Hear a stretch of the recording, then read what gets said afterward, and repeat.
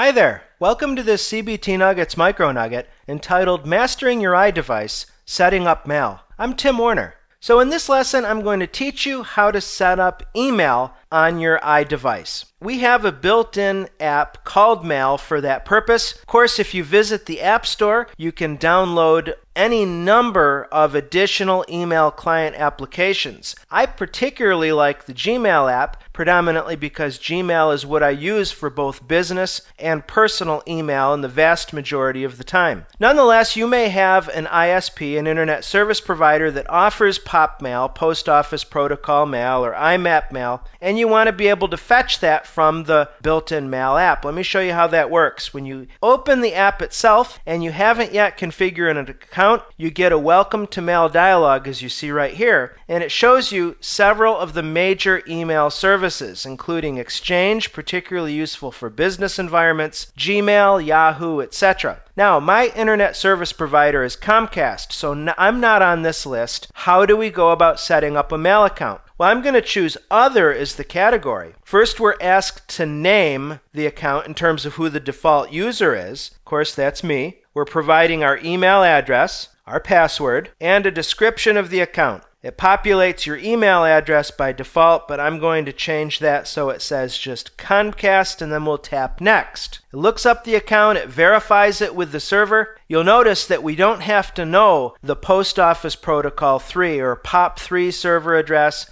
or the Simple Mail Transfer Protocol SMTP address of our ISP servers. That's historically been a sticking point for users who are manually setting up an email account. And this verification went very quickly indeed, as you saw. Now, if we hit Mail, it takes us directly into our inbox and starts downloading content from the server. Great. Well, I'm not going to teach you how to use the Mail app. That's subject for another micro nugget. But I do want to teach you before we sign off how to customize behavior of your loaded Mail accounts. We'll go to the Settings app from the iPhone home screen. We'll come down to Mail, Contacts, and Calendars, and this gives you a list of any configured accounts. The one that I just built is this third one here called Comcast. If you want to temporarily suspend the account but keep it on your device, just simply slide the slider here from on to off. Otherwise, you can customize your info like your display name, your email address.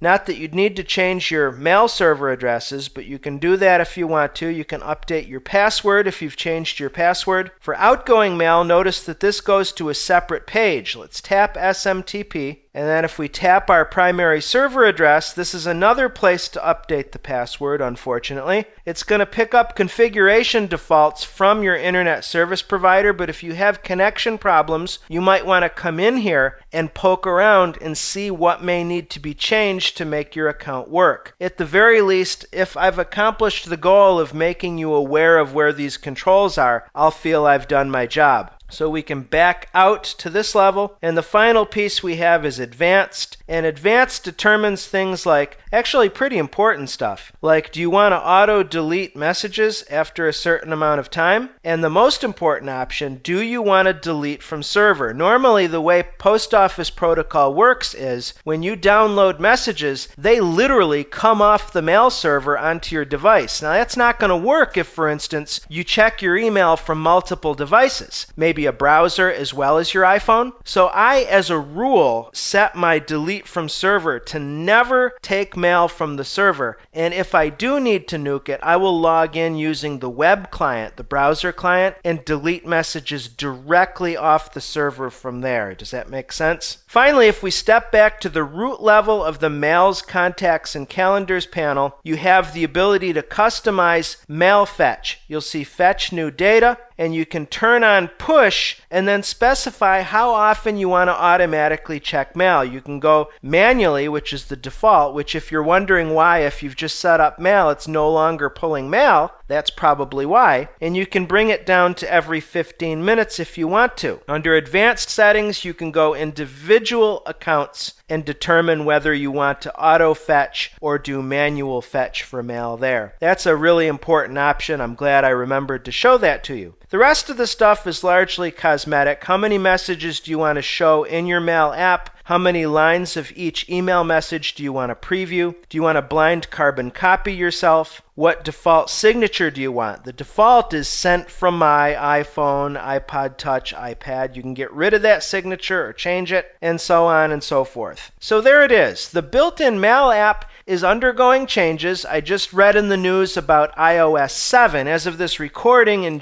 middle of June 2013, iOS 6 is still the current version. It'll be interesting to see the additional tweaks that Apple will add to their Mail app in iOS 7. I hope that this has been informative for you. I'd like to thank you for viewing.